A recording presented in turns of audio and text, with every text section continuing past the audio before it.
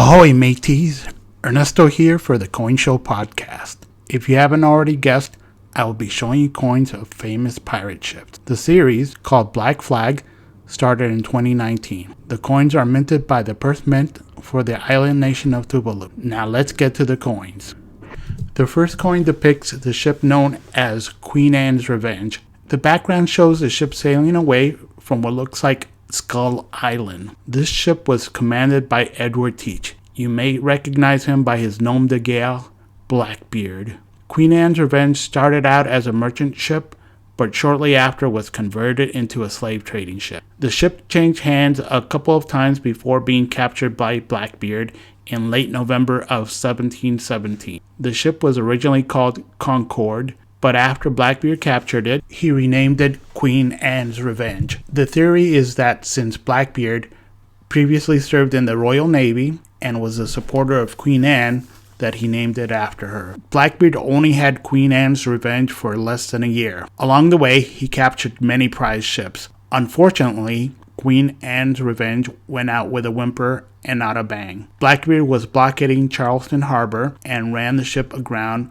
while trying to navigate a nearby inlet. The ship could not be freed, and so Blackbeard abandoned Queen Anne's Revenge where it sank. But that's not the end of the story. On November 21st, 1986, a private research firm, Intrasol Incorporated, located the wreckage of the ship. Over the years, various artifacts have been recovered and videos of the ship have been produced. In 2004, the final resting place of Queen Anne's Revenge was added to the National Register of Historical Places. The next coin in the series shows the ship known as the Royal Fortune. The ship is seen sailing on the open ocean, sails at the full, and a menacing pirate skull in the background. The ship was commanded by John Roberts, also known as Bartholomew Roberts, but the name all came to fear was Black Bart. Over the years, Black Bart captured many ships, and many of them were also named the Royal Fortune. However, the ship on the coin was a French warship that he captured near the waters of Martinique. The Royal Fortune was modified to support up to 42 cannons.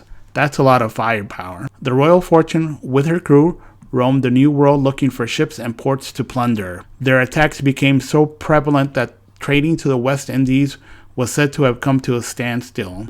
Looking to find new places to plunder, Black Bart set sail on the Royal Fortune to the waters of West Africa. Black Bart arrived in West Africa sometime in late April of 1721. Unfortunately, after all the years of sailing, the Royal Fortune's hull was found to be decayed beyond repair. The ship was abandoned, and thus ended the adventures of the Royal Fortune and her captain Black Bart. The third coin in this video depicts ships in what was called the Red Flag Fleet. In the background, you can see the ships out in the open sea. The ships are known to the English-speaking world as junks. In the foreground, you see one of the most known pirates of the fleet, Ching Shi, wielding her sword.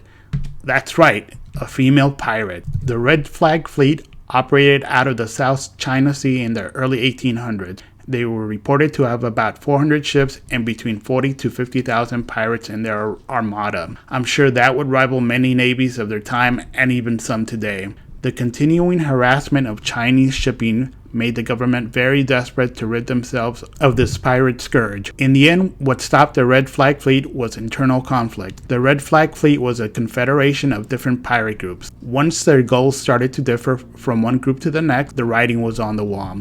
On April 20, 1810, Ching Shi surrendered to Chinese authorities along with another pirate leader named Zhang Bao. In an interesting twist, Zhang Bao was commissioned as a lieutenant in the Chinese Navy and allowed to retain a private fleet of 20 to 30 ships. Ching Shi and her crew were pardoned, and she was allowed to marry Zhang Bao. In time, they helped China defeat the remaining pirate group.